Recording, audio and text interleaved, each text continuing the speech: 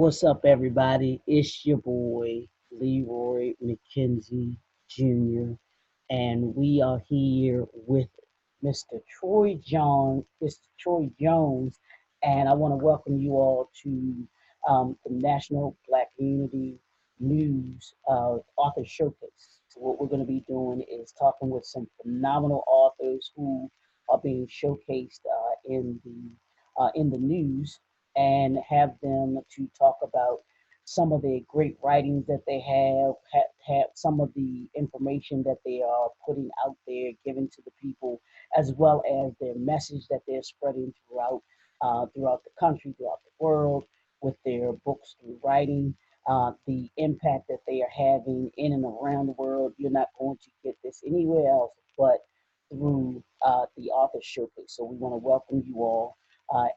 welcome you all to the show of the Author Showcase. And we're going to be here, and our guest today is none other than Mr. Author. Let me see, that's author, it's author, entrepreneur, philanthropist, community activist, and the list is going to go on and on and on with this gentleman here. It's none other than Mr. Troy Jones. He is the author of several books. So we're going to talk about all of them. In addition to who he is and the phenomenal things that he has going on. So, Troy, can you introduce the people to yourself? Tell them just a little bit about who you are, what you do, and then we'll get into the books. Wow. Well, praise God. Well, first of all, Leroy, thank you for having me, man. I truly Absolutely. appreciate what you do in a community, and for everyone, man. Your selfless acts, man, are phenomenal. And thank you for doing what you do. And so, with that being said, I'm Troy Jones, man.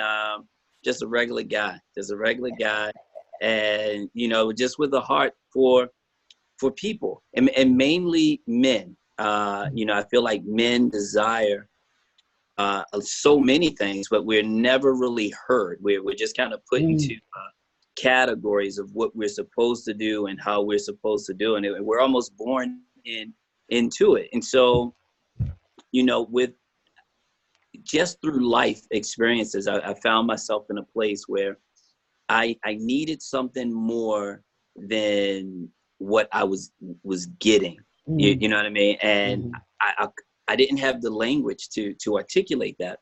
And so what I did was created a platform where men can have a voice. Instead of saying what people should do and Wow.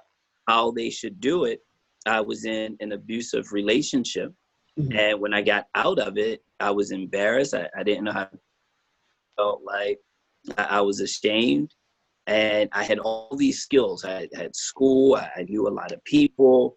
I was making good money, but none of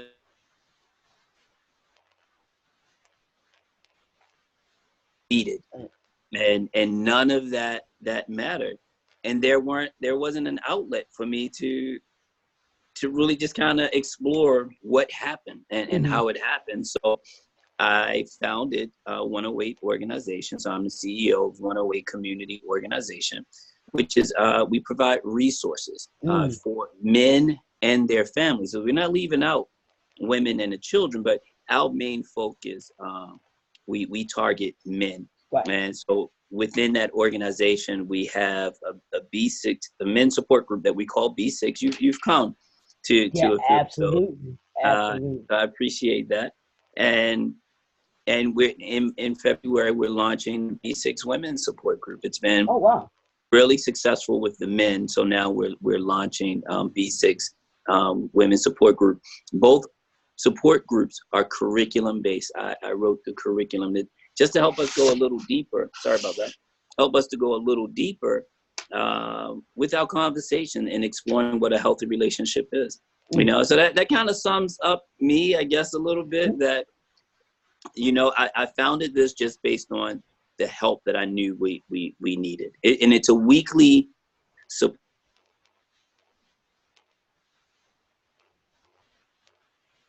I think your internet is kind of breaking up a little bit, so you kind of freezing.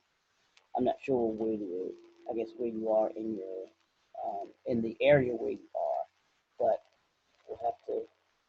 have to have you make sure that it comes back on.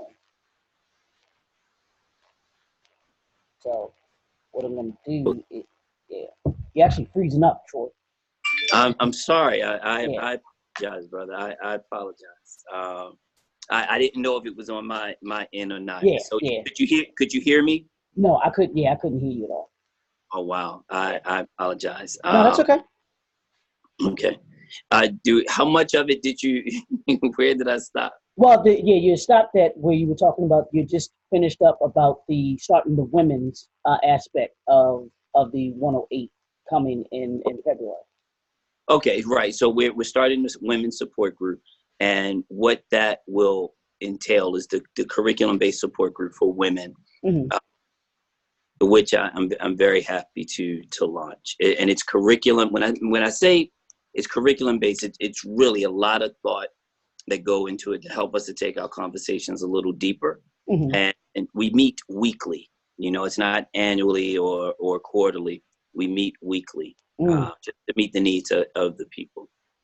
And that's awesome. And I know, like you mentioned before, I have been to the B6 with the men's meetings, and it is something that is phenomenal for those that are listening and to understand it. And Troy, you said something that was very key back in the beginning. You said you started it because men felt like they weren't being heard or listened to.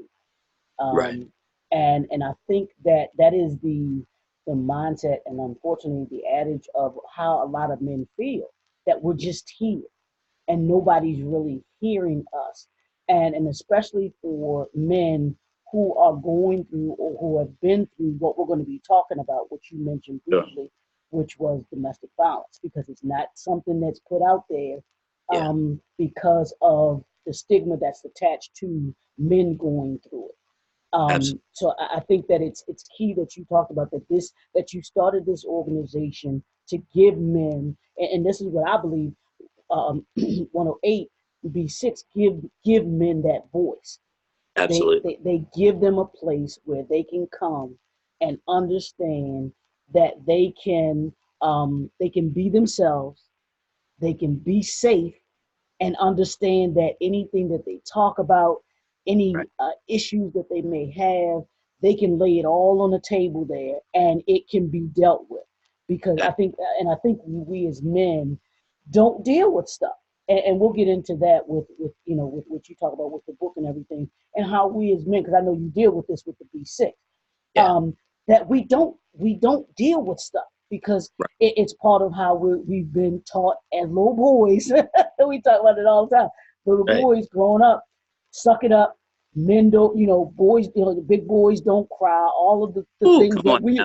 that we've been Come on. told as little boys, and then now here we are, grown men, and we don't know how to deal with situations. We don't know how to deal with stuff. So, And Leroy, I love the passion, man, because you're speaking from experience. And that's why I invite every man, come on out, check it out for yourself. yep, I can sit here and explain it all day, every day, but it's something phenomenal right, when you get into that environment and we start sharing. Man, I've had brothers cry and yep, break down, evaluate, because it's just that man code. right, We have that man code and we get it. We understand it. There's right, just some things that we need right. that this environment is so conducive for that outside we're not getting. You can go to the bar, you can grab a drink, you can shoot some hoops and all of that. But when you sit down and strategically start Mm, breaking down the layers, you mentioned something like little kids. We grow up, we are told to be almost emotionless. that's But then absolutely we get into relationships where we're required to be emotionally available. right, If I'm right, not taught, how am I supposed to be there? So at some point, I have to unlearn the lies. And when do I start unlearning the lies? And what curriculum, aside from B6, are you going to attend to help you to do that? right. Listen, you got all types of fatherhood Mm-hmm. initiatives out there, which is great. You have from boys to men, which is great. You have all of these things that prepare you to be a good father. But there are some men that don't want to be a father. There are Right. some men that are struggling with masculinity. There are some Mm, men that are struggling with manhood. A lot of men we all have a different definition of what it is to be a man. Right. But what if I told you that it's not that difficult? Mm. What if I told you that before you can be anything, you must be a man? Before any of those things can come to pass or into fruition, whether it's being a father or a mentor, you have to be comfortable within your own skin, be able to stand and affirm that I am a man and I am healthy. Healthy is that key. Healthy holistically, mentally, physically, emotionally, financially, right? But if we're still living in lies and trying to fit into societal norms, brother, we're messing up across the board. Yeah, It's messing up across the board. So my goal was to eliminate that and put the option in the man's hands. You know, like I know, it's huge.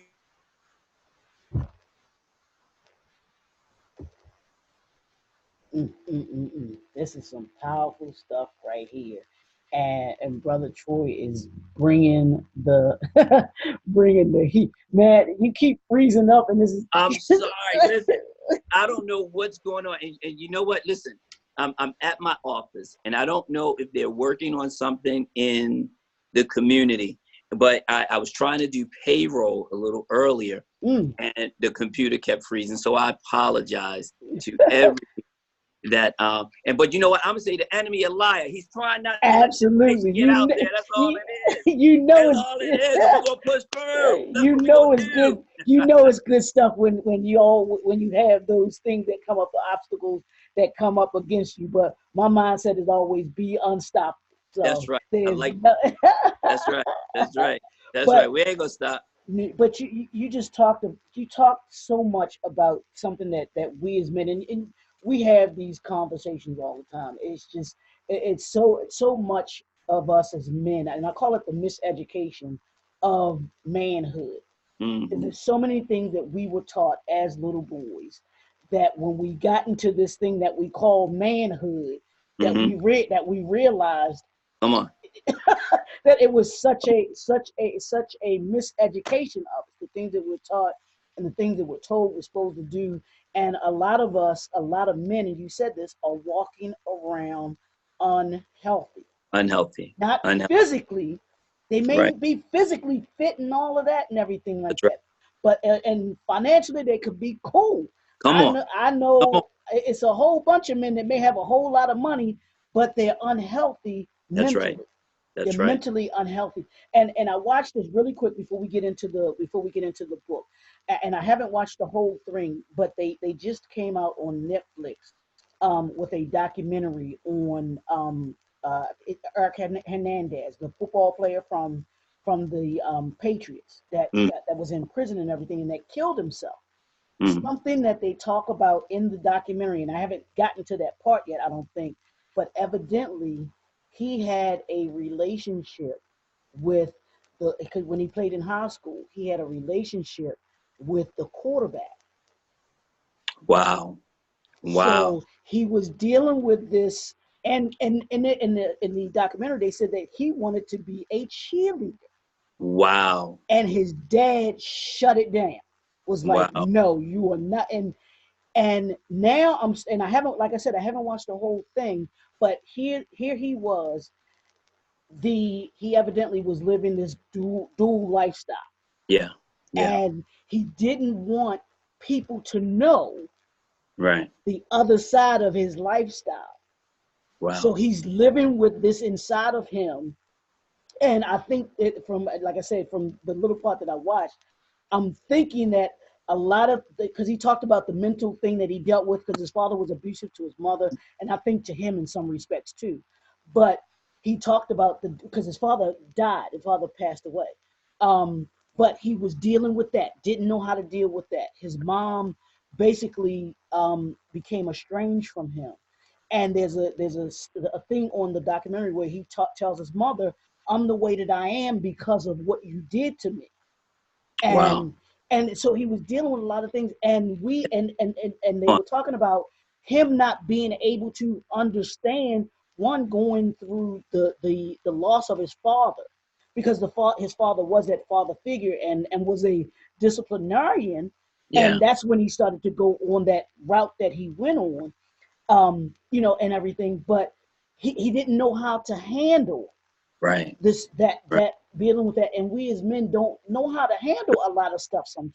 You know? Leroy, it's trying to identify with something, right? And when you lose your identity, and sometimes it's taken away from you. You know, you're given your father's name or the surname, and you know you have images. Your community shapes you. You know, you begin to identify with what your environment is. You know, and that's for all of us. But just sticking specifically with men, we have standards that we're supposed to live up to, right? You know, so we must sometimes hide our identity, whether you are hiding being a homosexual, or you're just not really sure what I'm supposed to be. You know, you're trying to hide from being broke. You're trying to hide from being insecure. You're trying to hide from being not spiritually fed. We hide. We cover ourselves in so many different ways. Listen, I'm short. I'm not that tall. I can't hide it, but I tried. Leroy, come on now. I tried to hide it. I tried to hide it by being extremely good at athletics. I tried to hide it by changing certain aspects that I had more control over. And what that did was really hid myself from myself. You know, and so I invited unhealthy into my life. I invited abusive relationships into my life because I kept trying to find something to fill a void that I was told to cover up. Are you feeling me, Leroy? Yeah, Are you hearing me? totally Because listen, feeling. I have had men come into B6 men's group that are gay. And I had a gay man tell me that this was the safest place he had ever been, even within his own community. This was the first time that he had felt appreciated and accepted for who he was, because the platform allowed him the space to be who he wanted to be without judgment.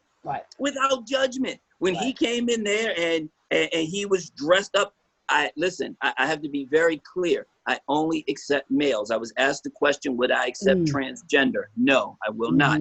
I think it's unfair to them, and it's unfair to the men. Now, if I need to create a platform for transgenders to come and talk about their issues, I will do that. But you need to have been born a male in order to come to B6 Men's Support Group. And that's important because certain things that we feel, Leroy, we need to be able to identify and connect with that authentically. And so, you know, when he shared that with me, I'm like, wow. And his story was very similar to what you're sharing right now, just the abuse and the neglect and the sexual abuse. And now a lot of men, you hear like 1 in 9 men are abused every often. Dude, listen, the numbers are a number, and those are only the men that report it. Exactly. Report it. These aren't the men. These aren't the abuses and these are severe abuses. I'm not talking about the abuse that are silent, which is considered non-criminal. You know, the 1 in 9 are criminal reported abuses, right? It's not the ones that are mental, emotional, financial, spiritual, you know what I mean? Like neglectful type things. We don't really know how to articulate that. But when I tell you that stress is a killer and those things kill men, it's no wonder why most men will not live past the age of 65, 70 years old with the amount of stress that we endure because we don't have an outlet. And so what I did was created that book that you talked about, The Forbidden Journal, because I begin to talk and share what it's like for an average man. My abuse wasn't so severe and it wasn't so bad as when I'm comparing it to what I know some of these other men are going through. That I will say that my abuse had gotten to the point where the doctor had told me I have less than a year to live. Right? Because of the stressors, my body began to shut down. They thought I had cancer. Right? My body started producing cancer-like symptoms. My body started to turn on itself to the point where the doctor had given me less than a year to live. And that's crazy. So you can't tell me that these things we don't consider non-criminal won't kill you. You know, it will kill you. And men need a place. If you want a healthy man, we start talking about some of these things, and we have to hold the people accountable. We're always telling men, Be accountable. Be accountable. Mhm. Be accountable. Well, and sometimes in order for us to be accountable, the person that did the stuff have to be Be accountable accountable. as well. You know, Absolutely. because we need some closure there. You Right. know, you can't make it seem like everything is my fault just Right. because I'm a man. Does Right. that make sense? Absolutely, absolutely. And see, that's the thing, that society, they want to make men accountable, and I know women may not like to hear this, but women don't think that they should. A lot of women don't think that they should be held accountable for their part that they Absolutely. play in things that happen. Especially when you talk about this, like we talked about the domestic abuse of men.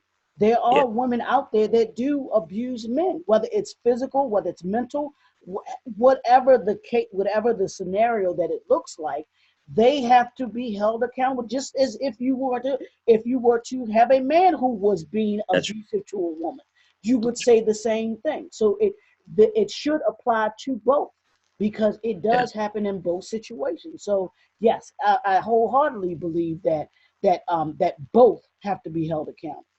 absolutely, Yeah. absolutely. And it's sad, Leroy, because we normalize the language that Yeah. women share with us. You know, Yeah. so if you hear a woman saying, "Hey, little man, this is the Right. man of the house," and then this little 3-year-old come walking Right. out with a diaper, you know, that's my little boyfriend right there. Right. Listen to them, right? And they say it's innocent, you know, but you're planting seeds. Every time you open up your mouth, you're Mm. planting a seed. Choose your words carefully. But we do it as a loving, tender, and when a woman does it, we get it. Oh, she's just being a mother. Oh, she's just listen. Mm-mm. Just a quick example. When I was going through my divorce, Mm. now I didn't do it. I didn't file. I wasn't abusive to her. I never called her outside of her name. This was something that she was pursuing. And you got to read the book to get the details of that, Exactly. right? But what happened, we stood outside the courthouse and I never said a word. I was being professional. I was being a gentleman. And because this isn't something that I wanted, this is Right. something that she pursued, that she wanted, pointing the finger. And to God be the glory, the judge and everyone saw through the manipulation and Mm. tactics like that. Her mother got very angry, cussed me out, got in Wow. my face. My lawyer had to say, okay, you need to back up. Mm-hmm. Her lawyer, now listen, this is the society that we live in. Her lawyer said, well, she's just being a mom. She's just hurt. Wow. And so I thought, what if my dad was just being a dad? You know, if my dad was there and got in her Her face, face. would he Yep. have just been being a dad, Right. protecting his child? We have the standard where men are supposed to be able to protect and deal with this onslaught of verbal weaponry. And listen, brother, it hurts. I don't want to listen to it, right? Right. And you're speaking off of emotion, not logic. If you knew the situation, which she did know the situation, you're Mm-hmm. just choosing to point the finger and not take ownership. So I agree. Women need to know what they're doing wrong so that they can take ownership. And my experiences have shown me that women are willing to do it. I've spoken before, Leroy, and I've had a woman cry, just break Mm. down and start crying. She said, because that's me and I didn't realize it until Wow. just now. I do these Wow. things and I didn't realize it until just now. And not only has she been doing it to the man that she was with, she Mm. saw where she was raising her son in the same way. And she just broke down and cried. So there are some people that are willing to listen, but they don't know. Mm. There are women walking around that have no clue that they're abusive. And there are men walking around that have no clue that they're being abused. Wow. Wow. Wow. That, whew, man, you, woo wee. I hope people are getting what you were talking about here, and specifically men, and that's why I'm so glad that that that you that we're able to give you this platform. I know you got B6, and know you got 108, but I want men to understand what it is that you're talking about. This is something that needs to be beat like a drum, so that men understand that there are places, that there are men out here that do care about them, that do care about their well being. There are places, there are organizations that they can go to in order to be able to talk to someone. You don't have to walk through this thing alone. And I Yeah. think that that's one of the things that I've just learned over the several, probably the last 10 years. If I had to look over the last 10 years, the thing that I've learned so much is that there's so many people that think that they're the only ones going through something. Yeah. Yeah. They think And that they're the until you only get one. out there. Right. Until you get out there, until someone tells their story. And that's why I'm so glad that you decided to tell your story, because now it frees other men up to tell theirs as well. So let's get into the book. Let's talk about, I want you to Let's hold up the book so we can hear it. talk about that real quick, because you and I are going forever. But tell people about the Forbidden Journal, what it is, what inspired you to write it, and then what people will get out of reading that, and the other books, because you've written several books, but let's start with Absolutely. this So, okay, so here's the Forbidden Journal, but I'm going to start with Relentless Pursuit. Now, if you one. want Relentless Pursuit, you can go to my website, www.108organization.org, and just request it. You can find me at Troy R. Jones Author on Facebook, or 108 Organization on Facebook, and just inbox me, and you can get this book. And Relentless Pursuit, I was asked to be a co-author in this one, right? And it's with women telling their story. I'm the only male Wow. survivor in the story, which meant a lot to me because I wasn't the only male offered the Oh, slot. okay. Okay. It's just that when it's time to tell the story, you Mhm. go through a lot when you want to tell the story, Yeah, right? absolutely. And I decided to move forward. And this is almost like a prequel, if you will, to the Forbidden Journal. So this Gotcha. just gives you a little taste Mhm. of what's going on, but you get to read how women are going through, and your hearts are like, oh my gosh, how did they go through that? And then right there in the middle is a guy. And if you're not careful, you'd be like, wow, what in the world? But and I love that because that's almost like the 1 in 9. You don't hear about all the other men. You hear about a few men that are willing to tell their testimony. Now, the Forbidden Journal you can get on Amazon. The Uh-huh. Forbidden Journal is available on Amazon. You can get it. You can get the Kindle Okay. version, Uh-huh. The and ebook. you can get the hardback if you like.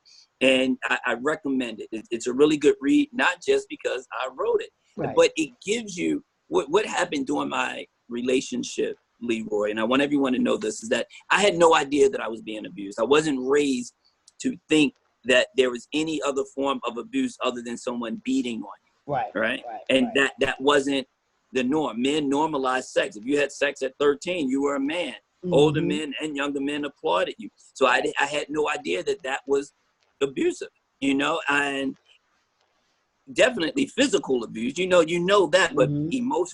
emotionally, psychologically, I had no idea. So during that relationship, I was told a lot of different things. You're making it up. You're too sensitive. You're always Mm-hmm. getting something wrong. I was put on. I think a lot of men can identify this. I was put on sexual punishment. I couldn't get booty for a certain amount of time. Because and like most men, I was like, yeah, I must have deserved that, not really knowing what I deserved. Mm. Like, how you going Mm. to keep that away from me Right. and then expect me not to look? So, you haven't given me any in 2-3 months. And then, Mm. I might look at something, see, that's why you don't get none. Punishment for another Right. 2-3 months. Right. And then, oh, God forbid, if you go out there and sleep with someone. And so with all of these things going on in my head, I started keeping a journal. I promised myself that I was going to keep my journal 100 because I needed to know if something was wrong with me, Leroy. Okay. I Mm-hmm. needed to know. I needed a way to go back and check, like a check and balance, to see, hey, am I doing things right? Am I doing things wrong? One day she found that journal Oh, and wow. forbid me to write in it. That's why it's called the Forbidden Journal. She Wow. wrote in the sleeve of the book, forbidding me to write down my own thoughts and my Wow. own feelings as it reflected, the relationship that I was in. Now, in my writings, I didn't blame her. Mm-hmm. In my writings, I was really just taking ownership because I needed to know the truth. And as you know, truth isn't blaming. Truth is taking accountability. Yeah. So this book I is me like that. taking I like that. accountability, but it's being honest about what was happening in the environment. Leroy, when I tell you, when this relationship was over, when I went back and read this, it took me almost a year to finish reading this book. I mean, to finish, like to just kind of go through it, because I couldn't believe everything that I had endured. It was absolutely an amazing thing. Like, wow, I actually went through all of that. And so I wrote it. It almost didn't come to fruition because I had gone to a church sermon where there were some survivors. There was a woman on stage that admitted to being an abuser to men. Okay. And when she talked, people laughed. Wow. And when people laughed, I thought, nah, I don't think I'm ready to talk about. And the pastor was actually one of the people that was laughing the hardest. Wow. And I thought, how is it that people are going to take my story seriously if they're laughing at how women treat this woman treated men? And so this is out now. You can get it.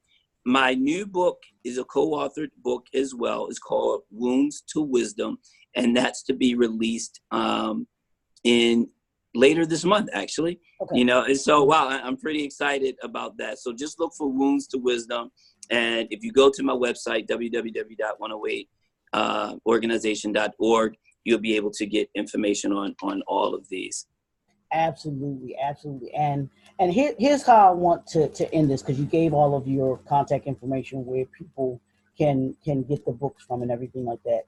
If you had one, or let's say one or three things that you want to leave men with, and I'll say it, you know, with men with, included women can be there too, but since this has been a conversation about men, sure. if you could leave them with three things, what would those three things be for them going into 2020? Because we're in January, the beginning of 2020. Wow. What would you leave them? What would you leave them with? What message would you leave them with? First and foremost, I would say repent and give your life to Christ. Allow him to work through you and expose the dark areas of your life, that you may be healed and walk according to your purpose. That's my first advice. My second advice would be decide that you are worth it. Doesn't matter what anyone says, anyone do. You decide. You look in the mirror and you get right in your face and you point your finger and you tell yourself, you're worth it. You are worth it. You tell yourself you're worth it. You're worth it. I don't care if the tears are coming down. You tell yourself that you're worth it. You're worth the truth. You're worth love. You're worth it. It doesn't matter what anyone's saying. You tell them that you're worth it. And last, I want to say this. Here's my quote. It's on my emails. The only thing that needs to shift in order for you to experience more happiness, more love, and more vitality is your way of thinking. Absolutely. Just change the way you think. And that right there, brother, is it's a liberating process. You know, it frees you to walk in a way that's beautiful. I will tell you that I've remarried. Yes, sir. And when you hear that, right, you know, we just had a little boy. I'm excited. Yes, sir. You know, after the Wounds of Wisdom, I want to tell people I'm still going to be talking about, you know, domestic violence and abuse, but that's going to be paired with how to identify and maintain a healthy relationship. Because when you hear people say marriage is hard, I want to be the first people to say that is the lie from the pit of hell. Marriage is not hard. Marriage is not hard at all. I believed in that. Not anymore. If people want me to come speak, they know where to find me, 108organization.org. If people want me to come talk about the book, they know where to find me, 108organization.org. Or just contact my man right here, Leroy, right? He'll put you in touch. Absolutely, absolutely. Y'all have gotten a treasure today. This is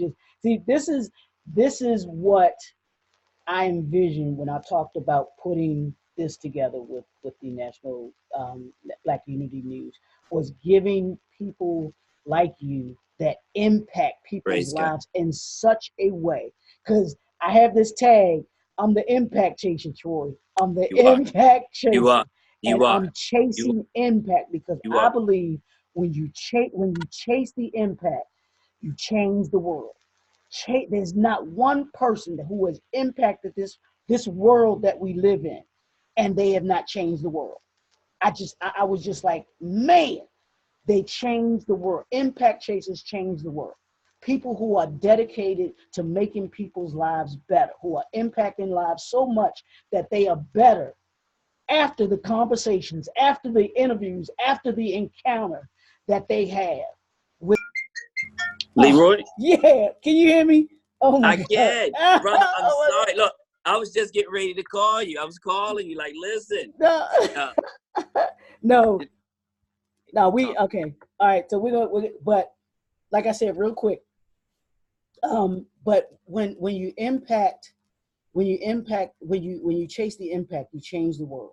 That's right. And like I said, this author showcase is giving people just an inkling of some of those people that are impacting the world in such a way because of their message, because of their ministry, their message, the Yeah, movements that they are part of, the motivation that they give, and that's what you encompass. All of those things right there, Troy. that's So right.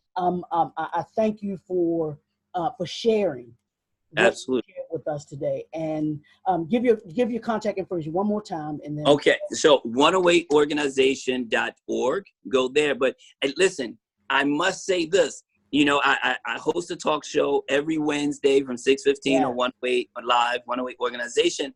But I was also asked to be a co-host on the Now Network. And a lot of people don't know what the Now Network is, but that's with Joyce Myers, like those, mm-hmm. big names that you may recognize. So to be asked to be a part of that, man, has been a true blessing. So if you go to the Now Network, we air every Friday from 11:30 to 12. We're right after Paula White, Oh, and okay. which is absolutely amazing. The talk show on 108 Organization on Facebook. You can see that every Wednesday from 6:15 to 7:15. But again, you can get all of that information by going to 108organization.org. Absolutely. And I look forward to doing more. Listen, Leroy, you are a phenomenal man, and I actually remember when you started transitioning over to making that impact. I remember when you were like, you know what, this is what I'm going to do. I'm going to start connecting people, and brother, you have spoken into existence so much, man, that it oozes off of you, brother. So it Thank really you. does, man. Thank you. I'm happy to call you friend. I'm happy to call you colleague and brother, and thank you for this, man. And I pray right now, Father, in the name of Jesus, that you will continue to anoint this man, that you will bless his hands and feet and everything he does. And I pray that the people that are listening right now will be blessed, that this has helped someone in such a way. I don't care, Lord, if it's just one person, if they have been blessed and we have done your work. To God be the glory in Jesus' name. Amen. Amen.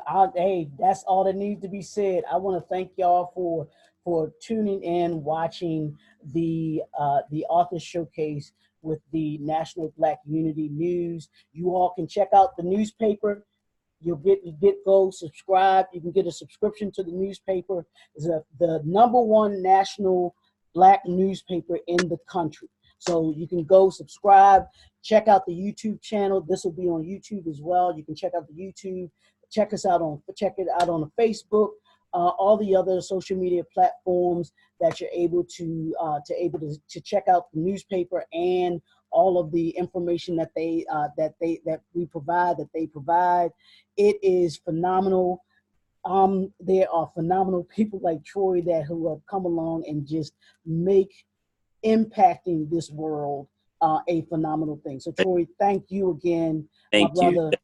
And all I'm gonna say is you keep on impacting, because brother, just like you talk about me, you're doing a phenomenal thing too, and making brothers better, because you give them, like you said, you give them that voice, because brothers, I think, can understand that there are men out here, there are people out here that are listening to them. There are people out here that see them. I had somebody say that the other day.